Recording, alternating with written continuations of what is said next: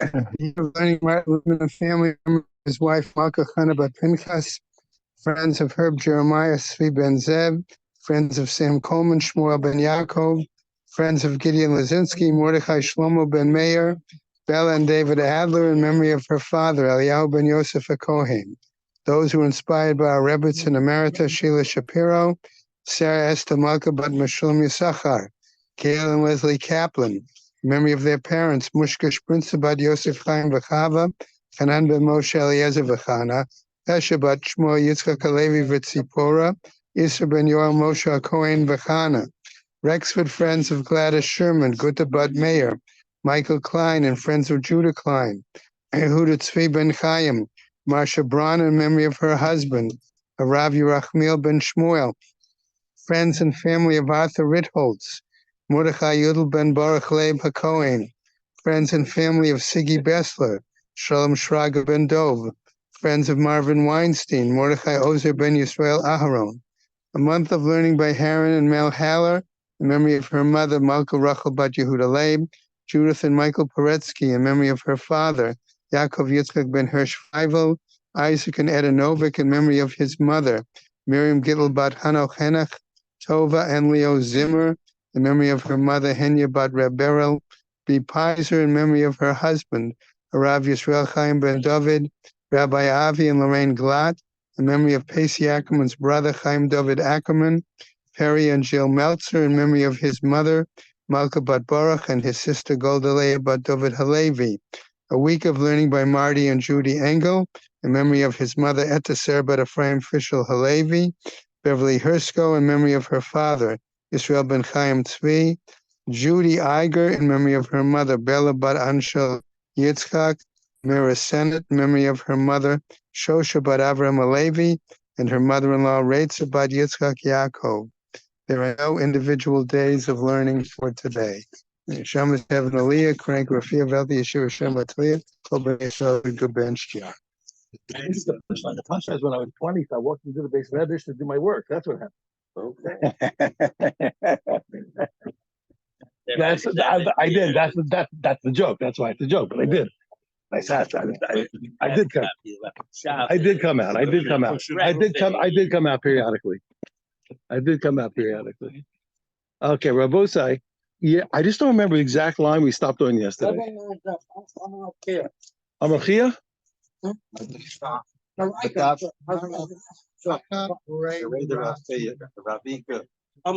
Okay, so get ready. So what we're about to remember, we tried to say that the Brisa was taking sides of the machlokas of Rav Hamnuna, whether we agree with Rav Hamnuna or not, whether the principle that we're going to say Rav Hamnuna, that the idea that a person is exempt, even if Eidim come, is only if the person obligated himself to something in his confession. But when he didn't lose anything by confessing, then that's not a confession that makes him invulnerable to the witnesses coming. So we got a problem, because we're coming out now that only Sumchus is like Rav Hamnuna, and the rabbi and the rabbi is against it. No, he says no. I don't have to read it in such a way that there is a machlokes between about Rav Hamnuna, but rather what? This is the machlokas. The kuli alma hodod hodoi. Hodod is not a dog. Just like Rav Hamnuna said, no, it's when you make a confession that doesn't obligate you to anything, even though we said modav kanas is potter, and even if witnesses come. But when are you potter? Even if witnesses come, if you lost something when you confess, you lost nothing, you gave up nothing, then you're still vulnerable. The argument is really what? The argument is about Eidah. Now, I want to explain it outside, then we'll explain it inside. There's a rule. We know from the psukim that we've been talking about this such a thing as being convicted of conspiring. Two witnesses testified to something that they never saw. They weren't there. They weren't in such a place. Now, we have a rule that every testimony has to be vulnerable to being found guilty as a conspirer. So, for example, if witnesses come, they can't say, "Oh no, we saw everything." What day? For life, I can't remember what day it was. I don't remember what time it was. I don't know, but I was there. I definitely saw it. I just don't remember. I don't remember what day it was. Okay, so that edus, we don't accept it. Why? Because since they are not under the gun, so to speak, under the threat of being found conspirers, we don't accept it. So now it's going to come out that we're having an argument between Sumchus and the rabbis about whether a testimony that cannot be found guilty of conspiracy, okay, is a testimony. Okay, why? What is that way? It would say, that's the argument. So, but the main point, we've deflected it so that now that we don't have machlokas tanoim about Rav Hamnuna. What's the case? Do it. It's going to say, you stole. He says, did I steal? You betcha I stole. I stole, and I know that I shechted and I sold it. However, he says, you guys are Rishoyim. I didn't steal in front of you. He says, I said, in front of two other witnesses, two other Chaim Yankels. You guys were never even there. You're liars. But what happened was, he's already what? He confessed in front of what? He confessed in front of the court, in front of the Beis Din. And then he himself, he brings his own witnesses to show that the first guys are conspirators. Vazminu, okay, the law about Payu, okay, got up. He shows that what? That his stealing was never in front of these two guys. These two guys were in Tel Aviv. Ploni, and then came along two other guys who he said he was in front of. He already told that those guys were witnesses, and they testified against him. That he stole and he shechted or sold. So what's the argument? Rabbanan Sabri, the rabbi sold what? Since the thief himself already told us these guys were there, it's impossible for anybody to conspire against them and say what? Oh, they were not there. The accused said he was there, said they were there. So there's no way to find them conspirators. He admitted, the accused said that they were there. So the rabbi said, look, that's not a testimony. And therefore what? He's only going to pay one time the price. Okay. He's not going to pay the 4 and 5 because their testimony is not a testimony at all. Because they can't be found conspirators. But Sukkah says no. He says no. With testimony that even if you can't convict people of conspiracy, it's still a testimony. Like Mark said, 1 second. What are you talking about? Come on, everybody, the whole world admits that's a principle. Nobody argues that principle. We all agree that what? If a testimony can't be found to be conspiracy, it's not a testimony. So the answer is, of course, that this is a unique case. Yes, in general, everybody agrees that what? The testimony that can't be found in conspiracy is not a testimony. Like I told you, when's that? They don't know what day it was. They don't know what happened. Okay, good. That's it. Okay, okay, they don't know what day, what hour. The leked is closed. There is no testimony. Okay, we can't get them out. Okay. So we think these guys are fluffing us. Yes, they're fluffing around. They're telling us, I don't remember. They're liars. We don't trust them. But he says, here, the fact that the thief said that they were there, he's not saying, we can't trust these guys. It's on the contrary, saying, trust them. These guys were there. The whole reason why we don't trust guys when they say, I don't remember what day it was, we know they're liars. They're functioning around. They're trying to speak vaguely so they can lie and won't get caught. So we don't trust them. That's not what's happening. These guys said we were there. It was Tuesday at 2:00. Okay. And now the thief is saying what? He's saying, yes, he said, yes, they were there. So there's no, the idea of saying that a testimony that can't be found conspiring is not a testimony is why? Because we fundamentally mistrust. It's not a mystical rule. It's not a mystical rule. We fundamentally mistrusted witnesses over here. There's nothing to mistrust. They said they were there. The thief says they were there. There's no problem. There's nothing to worry about. Okay, so we're done. That's what we have to watch out. There once was a guy here in America. The guy was accused of stealing a watch. He was accused of stealing a watch. So he's in front of the judge over here in America, and they bring witnesses. But it comes out it was kind of dark. They really couldn't see. They couldn't really identify him. The judge says, "Listen, they can't identify the guy. Case dismissed." Everybody walks out, and the guy who's accused of stealing the watch is still standing there. The judge looks at me and says, "I told you, case dismissed." He said, "Yeah, judge, but can I keep the watch?" Amar Mar. Okay, so here's it. Over here, the thief is not. The thief says they were there. No, there's nothing to talk about. Amar Mar. Okay, he says that we said it in a brisa before that according to Sumchus, that when the witnesses who said that he was a thief were found to be conspirators, they pay the double. Now, you have to say, it sounds like they're paying two times. Okay, they conspired against. They have to pay two times. They're paying us two. Okay, they have to pay two times. Okay. They pay two times, and now it doesn't make sense. Why are they paying also the principal plus the one plus fine? Me the commode the gun up since the person admitted that he stole. Karen by Shalom, he does have to pay. He does have to pay the one time. Rabbi Lazar Mishmei the Rav. He says right. He says Tani. He says you're right. Tashlim de Kefal. They're only really paying the one extra. They're paying those. We don't mean two times. They're paying the payment. The payment of double the fine of paying one more time is what they pay. Okay, now if you remember earlier, we had before that he pays two and the Zimmerman pay three. Yeah. Here we have he pays one and the Zimmerman pay one. So that disrupts your earlier concept that everything are multiples.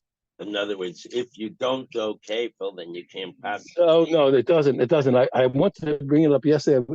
I don't remember now. I'm going to say it afterwards because I spent time preparing it yesterday to say it over two. Yeah, I thought someone was going to ask me. There's a difference. The answer is a difference in the original obligation. It's not that in theory we can never split them up. It means that he can't be obligated part, not the not the other. That's the difference. If you think it through, that's the problem. One is in his original obligation. One is in the court arithmetic. There's no problem arithmetically that we divide them up. Okay. Now we have a very important thing. We spoke about this case earlier. Okay, now we said that when the guy stole it and sanctified it, he made it a carbon. Okay, and then he shechted it, etc. He doesn't have to pay the 4 and 5. So the Gemara says, 1 second. I understand what's the reason. I understand why he's not obligated to pay 4 and 5 for shechting. Because when he's shechting belongs to Hegdesh, and one you have to pay to Re'ehu has to pay what he stole to his friend, and not what he stole from Hegdesh from the base of Migdash. Also, it's not okay, right. We're going to come to that. Below the Marikotabach, okay, and he didn't shech what belonged to the original person was stolen from. But 1 second, he says, but the fact that he made it Hegdesh itself should make him have to pay 4 or 5. What's the difference? What do you mean to say? What's the difference if he sold the guy's thing to a commoner? Or if he sold it to Hashem's Beis HaMikdash? What's the difference? To Hashem. Either way, he transferred the ownership. What's the difference if he transferred the ownership to Chaim Yankel or he transferred the ownership to HaKadosh Baruch Hu? What's the difference? He should have to pay for what? He should have to pay for selling. Gemara says, you know what? He says, you're right. And this is according to Rabbi Shimon. That Rabbi Shimon members held later in the Mishnah. Anytime a person said, I have to bring a sacrifice. So every time the sacrifice that he separated gets hurt, he has to bring a different one. And Rabbi Shimon holds what? And he holds Rabbi Shimon holds that any time, even if the object that you take away from me is not itself valuable, but since it's valuable to me because it saves me money or cost me money. So over here, if a guy said I have to bring a carbon, and he separated an animal, and then it got destroyed, he has to bring another one, then another one. Even though you're right that it belongs to the base, it belongs to Hashem, that carbon, but it also you're still stealing from the guy. Why? Because the carbon that he had to bring to Hashem every time it disappears, he has to bring another one. So you taking it away, you took it for sort of your kavyachol, you took it from Hashem where you don't have to pay the 4 and 5, but you for selling whatever, but you took it from him. So Rabbi Shimon holds that every time you take away something that costs somebody money, you took it from him. So therefore, in this respect, even though you're right, the carbon belongs to Hashem. In that respect, it still belongs to whom? It still belongs to the. As an effect. It still belongs to the owners, okay? And therefore what? Because it causes. And therefore what? So we're talking about the guy said, so the thief didn't say what? This is an ola. He said what? I have to bring an ola. And then he separates this one. The thief separates it. And therefore what? Even though in the one respect it belongs to Hashem, but it remains in this respect in the possession of what? Of the thief himself. And therefore what? So therefore when he's magdash it, he's not quite giving it away. It's still remaining in his rishos to some degree. Okay? Gemara says, no, get out of here. You come on. And that's because he didn't really sell it. Hegdish is not really selling. If he said I have to bring a carbon and then he says this is it, I'm separating this one. He didn't really give it over to Hegdish, okay? Because he still has responsibility. 1 second. Hami, the Sefer Rabbi Shimon, since 2 lines later, we say Rabbi Shimon says, Reisha Lav Rabbi Shimon. You can't say the beginning is Rabbi Shimon. You can't say that. The beginning has to be according to everybody, that even if you don't hold that something that causes money is money. Okay, so what are you going to do? Al-Hachma is kingdom, don't worry. Now, we have two kinds of, for our purposes, we have Kachim Kalim and Kachim, yeah, what is the difference? One is where what? Kachim Kalim are things where the owner's going to eat some of it. That's our main point. Kachim Kalim, what? So you can see already, since even though I have to give a sacrifice to Hashem and I'm obligated to sacrifice, but since I get to eat some of it, you can see already we're saying what? The Kachim Kalim, in a certain respect, are still, in some degree, are still mine. So he says, what? So, but who holds that? So he says, what? Don't worry. If we're going to do a similar trick, we're talking about what? Let's say it was a shlomim. He's being a peace offering. We're going to get to eat. Okay, okay, and this is according to Rashi Yosef Glili. Damar Kachim Kalim, I'm a Balimu. He said, "Bechlau, which is the old Kachim Kalim, like the Shlomim is mamish. It always remains in the ownership of the person. It doesn't go over to the Beis Hamikdash, and therefore, what? Even after he sacrifices it, it's still right. It's still considered his money, and therefore, what? You can't obligate him for giving it to Hagdish. Why? Because it's not really a sale. He never gave it away. Okay, one second. How can you tell me that? What do I mean? That according to you, then if it's kachi kadashim, it's all the ones that are etc. Well, you're not going to eat it. So therefore, what? You're going to say you have to pay 4 and 5. So now I want to explain something, and this is a very beautiful. It's unique. We're here for a very special occasion. I've explained many times, okay, that we have a principle called liflog v'lisnei b'didah. If a Tana teaches me a certain law at the beginning of the Mishnah, let's say obligated, and then in the second gives me an entirely different case, not obligated, or the reverse. He teaches me a law in a certain case, not obligated, and then he teaches me an entirely different case to say obligated. We always say if there were a permutation of the first case that would have the different law that came in the second case, the Tana would have told me, instead of telling me a whole new venue for the change in law, it would have told me, you know what? That's true, but under certain circumstances, even the first case can have a different law. That's called liflog v'lisnei b'didah. If it were true that a permutation of the first case had a different law, the Tana would have told me and not gone on to a whole new venue to teach a different law. That's called, now, usually we do that. It's from one law that's in the Mishnah to the next law in the Mishnah. Today, we're here for a special occasion. We're going to do it backwards. We're going to stick it. We're going to say what? That you told that from backwards from a law you told me before. I'm going to say now I should have made it since it taught me a law today. And a few back in Mishnah, in the previous Mishnah, we learned at a different venue, a different law. We say, why in the previous Mishnah you have to go to a whole different venue? In the Mishnah, in the venue that we're today, in the later case, we should have divided today up. It's the same principle as usual, but time-wise, it's a little bit of a time warp. It's out of sync. Usually we say, listen, why did you go from case 1 to all the way to case 2 to make a different law? Case 1 itself had an instance of the second law. Now we're saying, why in case 2? Why if in case 2 had an anomaly with that had a different law, why in case 1 back there did you have to go all the way? Did you have to change the case? In today's case, you should have broken it up. Okay, take a look. If you think it through, that I think I said it correctly. Take it like says look. So I see now what I mean. But according to the Mishnah, the way we're saying, well, since we're holding Rabbi Yosef Glili, and really what? It's only by Kachim Kalim that giving to Hegdesh is not going to chayiv you Abram Chamisha. But what? But giving to Hegdesh by Kachim by real Kachim, that what, well, you can't eat it, that what, you're going to have to pay 4 and 5, then I have a problem. He says, what's the law? You have to pay 4 and 5. Adatani Reisha, since we learned earlier, all the way back on Daf Ayin Amud Aleph, that what?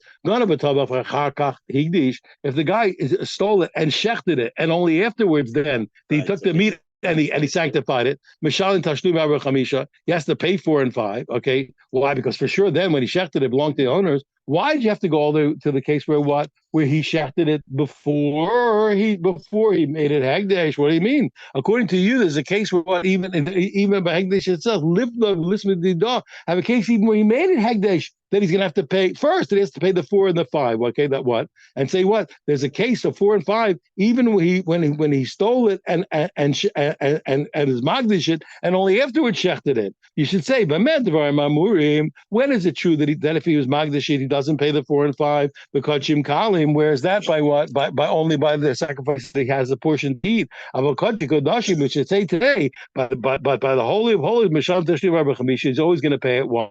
Because for the fact, why? Just for what? Just for being magdish? Because now that's equivalent to selling it because it belongs completely to God. What's it if he sold it to God or if he sold it to somebody else?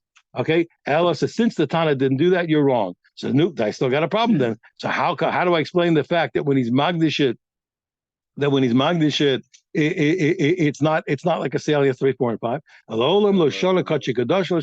right. It makes no difference whether it's the severe kachim or the non-severe kachim or the kashalach. And as far as your kasha, that what the fact that he's magdish is like selling it. Mali machal hadya, mali machal shamayim. So what's the difference of selling it to a commoner or selling it to Hashem? Okay, the answer is I'll tell you there's a difference.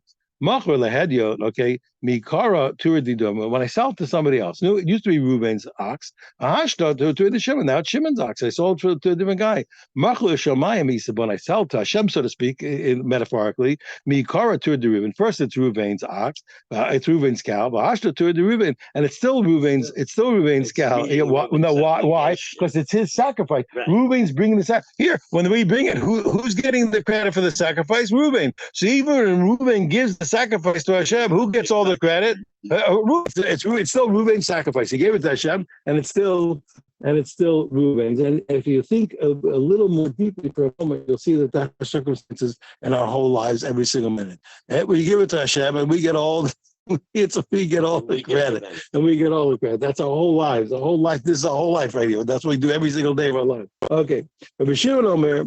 Now get ready for a wild ride here. Yeah. He uses the culture and it's no, he's not. He doesn't make a difference because it's Hashem's. You're right. There are 2 different points. As far as transfer of domain, it's not really. But that it's not the other guys. It is not the other guys. It's got you. Yes, but when it's kachim, here you shafted Hashem's thing. Only to the degree. So you're right. So I'm saying you're 100% right. And this is the fancy footwork you have to do. You're 100% right. So you have to. But there are 2 different points. As far as a transfer of domain, as far as it's called Hashem's and not his buddies, it's Hashem's.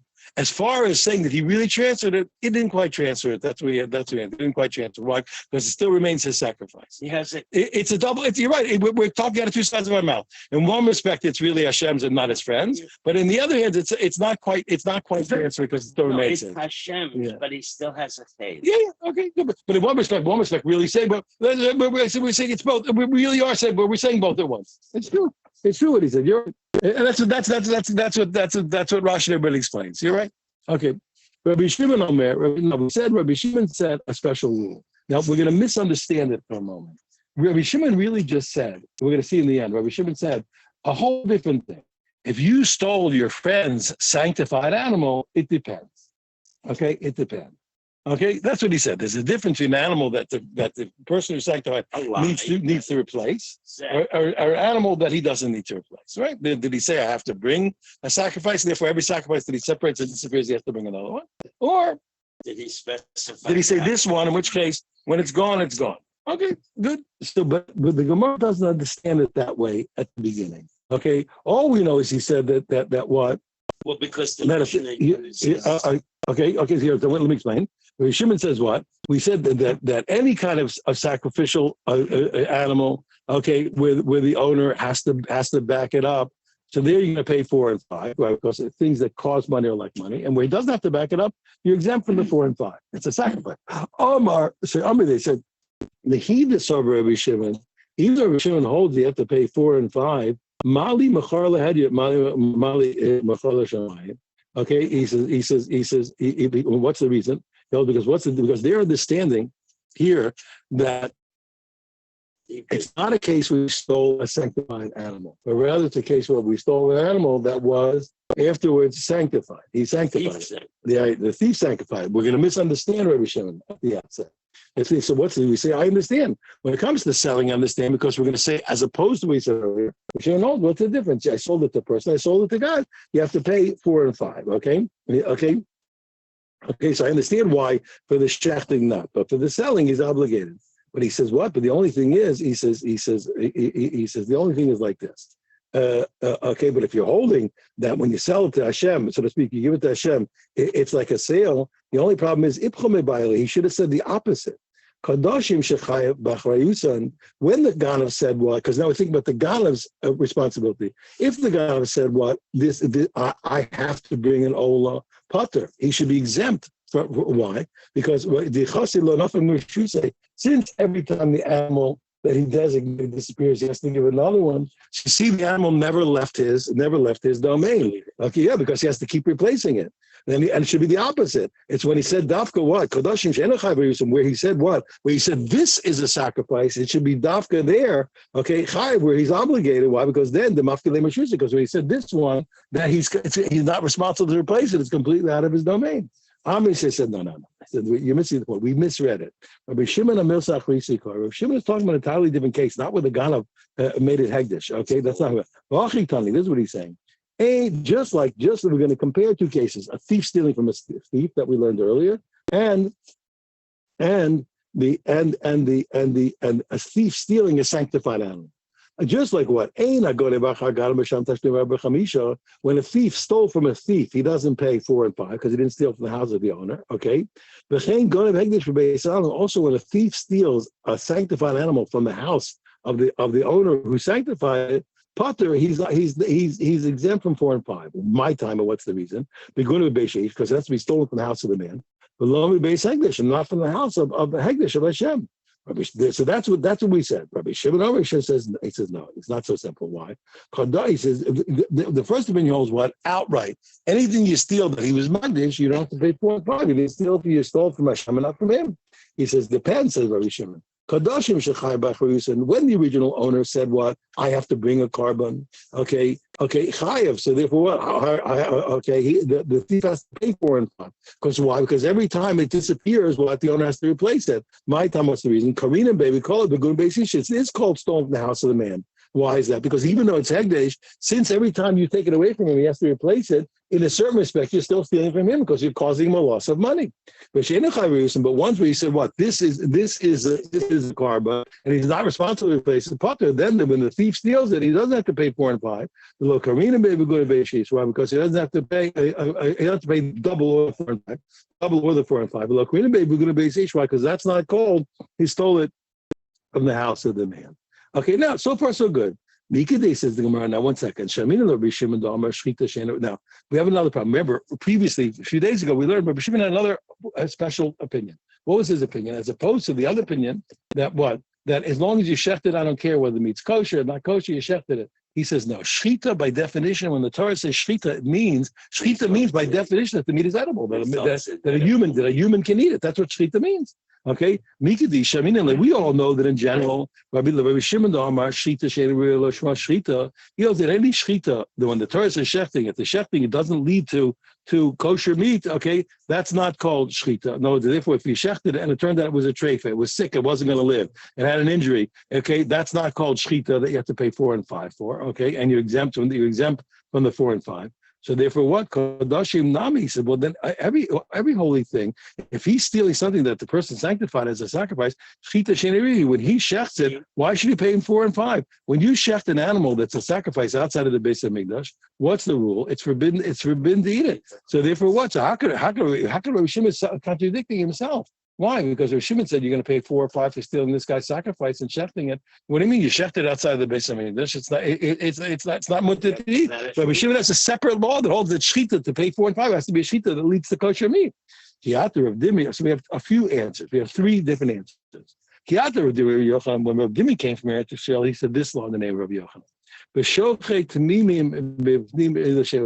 worry. So he took the guy's sacrifice, which is tamimim, was an unblemished kosher sacrifice, and he shechted it in the name of the guy. He stole it and shechted it in the name of the guy he stole it from in the Beis Hamikdash. Okay, so therefore what? So that makes that's why he's chayav. That makes kosher meat.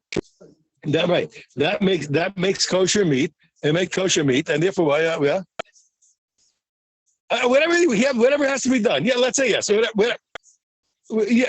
everything for the moment. Let's make it easy. He's a righteous thief. He comes in, he stole it. He's taking the he's bringing it as a time. Let's say he did everything right for the moment. Okay, good for you. Okay, so that's the price. So it was a shita that led to what? That led to edible meat. Therefore, he has to pay 4 and 5.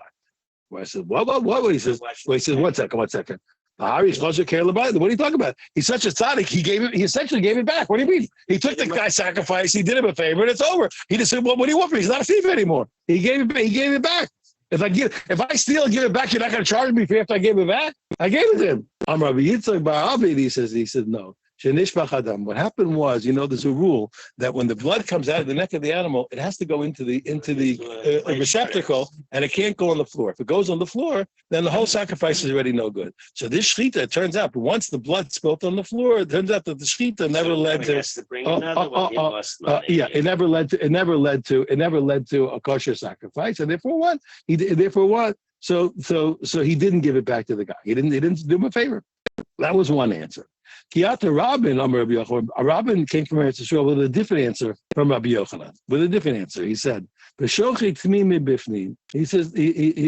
says what? He says, but it was an unblemished sacrifice, and he shechted it but inside, but shalol l'shem baalin, he didn't bring it for the owner. Okay, so he shechted it, but the rule is that what? That even He says, so even such a sacrifice, okay, it's still kosher. When you bring a sacrifice not for the sake of the owner doesn't get credit, but it's still a kosher sacrifice, okay? And therefore what? He didn't give it back to him. So that's answer number 2. So it was a kosher carbon, which led to edible meat. And that's answer number 2 to explain Rabbi Shimon. And that's simpler because he's still now the owner has to bring a different one. Good point. Okay. Reish Lakish says another point. What he said, b'shocha bali mumen. Here you have another rule. When a sacrifice becomes blemished, so I can redeem it. Shechter redeem it. You can even redeem it afterward. But the main point is you have to redeem it. Okay. Reish Lakish b'shocha bali mumen b'chutz. No, it's even outside the Beis Hamikdash. But what? It became blemished. Okay. Okay, and therefore what? And you're allowed to shech them, and that's also good shechita. Gemara says tahiba. Tahiba is a funny word. Tahiba means to smell something. So the one expression is when you want to see if a guy's a Talmid Chacham. So the expression is you smell his bottles. You see, is this guy a Talmid Chacham? Is there anything in there? So he says tahiba. He's smelling it up. It really means what? He's asking a kasha. He's examining this and raising a difficulty. He says I have a kasha. He says tahiba Rabbi Lazar also had a kasha. He says Rabbi Yochanan. He says let me ask you a kasha. According to now there's a big machlokes according to, but we could say Rav Dimi could say everybody could say also everybody. But anyway, he says let me ask you a question. He says if you're talking about what that you shechted it and the blood spilled, okay. Shechita, he says, 1 second, I have a question. Why tell me that it's a good that it was a good shechita materas, malo zerika materas. It's the sprinkling of the blood that ultimately makes the meat kosher. So how can you tell me that the shechita was a good shechita if the blood spilled? So it wasn't a good shechita. Okay, in the end, the carbon was not a good carbon. So therefore, what? So how can you tell me what? Therefore, the shechita wasn't a good shechita. How can you tell me the shechita is a good shechita? Okay, and the Reish Lakish also go to Reish Lakish. Shchita materas, he says, does shchita make it mutter? Well, you have to redeem it. Okay, materas, the redeeming, and he didn't redeem it. So how can you tell me what that the shchita is a good shchita according to both of them? The answer says the Gemara says, the Gemara says what his whole question was because a point slipped his mind. He didn't think of something. Okay, he forgot that Rabbi Shimon holds in a different place something very important, and that's this. Because all this is according to Rabbi Shimon. We say what kol omid lizor kazor dami. Anything that is destined that is primed to be thrown. The blood is primed to be sprinkled. Okay, even though it wasn't sprinkled yet, it's as if it was sprinkled. So since the blood was going to be sprinkled, it's as if it was sprinkled now. Okay, and it doesn't matter. It doesn't matter what that ultimately wasn't sprinkled. Since at that moment it was going to be sprinkled, at this time of shechita, the shechita is a good shechita. It's always sprinkled. And also for Reish Lakish will answer the same point according to Rish Shimon that what that everything that's going to be redeemed is like it was redeemed now, even though in actuality the blood wasn't sprinkled, and even though in actuality the animal was not redeemed. Okay. Now where do we learn such a thing from? And therefore it's all fine. Now, where do we get this idea from? Where do we learn? Where did Rabbi Shimon learn such a principle? Where did he learn such an idea? That anything that was sprinkled is like it was sprinkled now, and anything that was going to be redeemed is like redeemed now. The Tanya, because we learn Rabbi Shimon Omer, no, sir, animal is past the time of eating. So we have a point like this. Really, food is going to say what the point is like this. Rishon holds that anything that is forbidden to get benefit from any food that you're not allowed to benefit from cannot become unclean. Something like food can become unclean. Any food that can't be eaten, you can't get benefit from, can't become unclean. So Shiva's going to tell me a big Kiddush that even food that we can't get benefit from can still become. He's going to tell me an anomaly. But Shimon holds in general, if you can't get benefit, that food can't become unclean. He says, but sometimes it can become unclean. The Tanya, Rabbi Shimon says, Yesh nosar. Nosar is the sacrifice is past it, they're not allowed it anymore, it's forbidden. And yet what? Matami Tumas Olin could still become unclean with the uncleanliness of foods. But Yesh nosar, but there's one kind of nosar can become tummy, and Yesh nosar and some kind can't become tummy. And those what? Even though we learned in general that Isur Manor cannot get the tummy food, why is that? Because what's the reason? Because it says Mikol Achashayachal and Yachal. Is any food that's going to be eaten? Which means what? It has to be food that you can give to other people to eat. So if something's forbidden for Anah, I can't even give it to a guy. So any food that I can't even give to a guy, I'm not going to get benefit from. That's okay. Anyway, it has to be any food. As long as I can still give it to a guy, it can get tumah. But anything that I can't give to other people, it can't become tumah. So here, Rabbi Shimon says the following: a carbon which is nosar, it's past the time, you're not allowed to eat anymore. Okay, and even though it's forbidden to get benefit from that, nevertheless, if before it became forbidden from benefit, even if before the time passed when you can eat it, and it's now forbidden from benefit, but it had what's called shas kosher. There was a time kosher. There's a time that it was kosher. There's a time that it was fit. The kosher means fit. There was a time when it was fit. Even if now it's forbidden to get benefit from, but there was a time when it was fit to get benefit from. Then even after it's unfit to get benefit from, it can still become tummy. Okay. Now, what's considered that? So even if Shimon holds what, as long as at some point it was fit to be eaten, you fit. Okay, then you could. Or fit to get benefit. Ketzad. So now, what's an example? Lun, this carbon, was left too long. Okay, now what are we talking about over here? For example, it means what? That you didn't sprinkle the blood by the end of the day.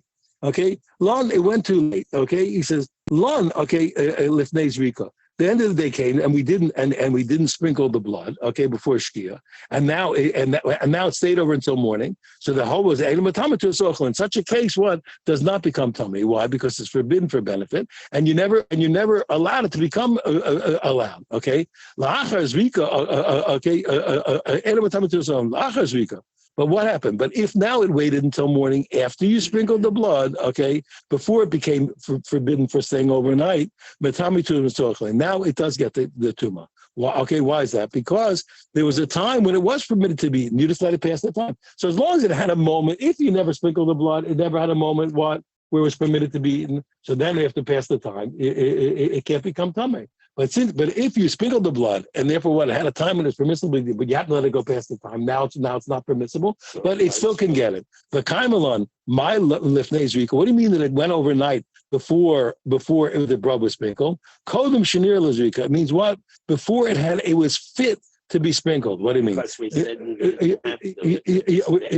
well, we're going to see in a second. Before it was fit to be sprinkled. And what do you mean lachas zrika? What do you mean after sprinkling? Lachas shenir zrika, after it was fit to be sprinkled. Kodem shenir zrika lon. If we're going to explain it. What do you mean what? That it stayed overnight before it was fit to be sprinkled? Mahi, the lohav yeshus b'yom the mizukek.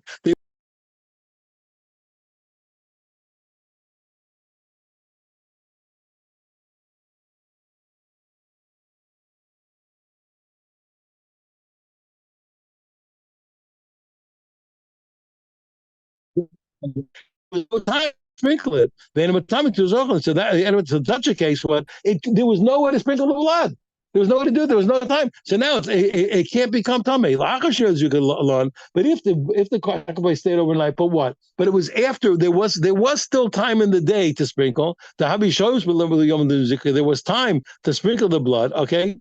In such a case, even though there was time, regardless of what actually happened, it'd still be matame. Alma, which goes to show you one, anything that is supposed that is destined, so to speak, is on deck, on board to be sprinkled, as if it's sprinkled. So that we proved one point. How do we know that anything that's going to be redeemed also for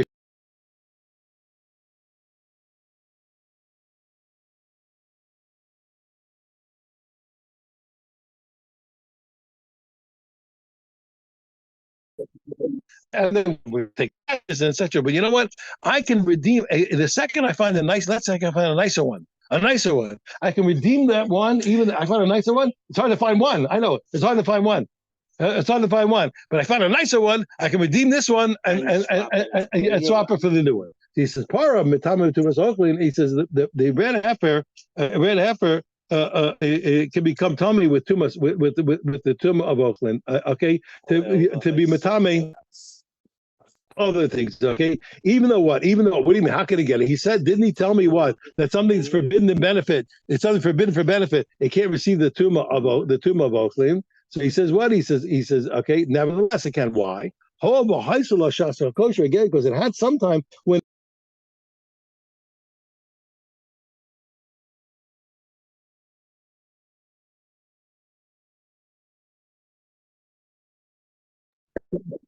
What do you mean? How did it have a time that it was okay? The answer is Rish Lakish said what? What's the reason? Because part niftes al gabit marachta. Your mamish have it on the you have it even you shechted it and you on top of the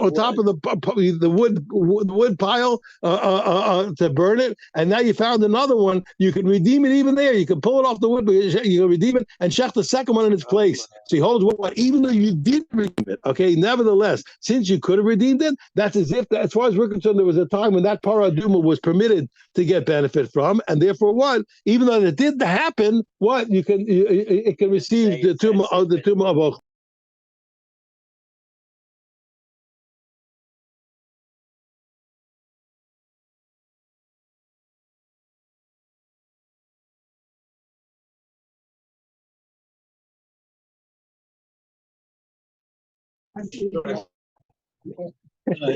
So one line.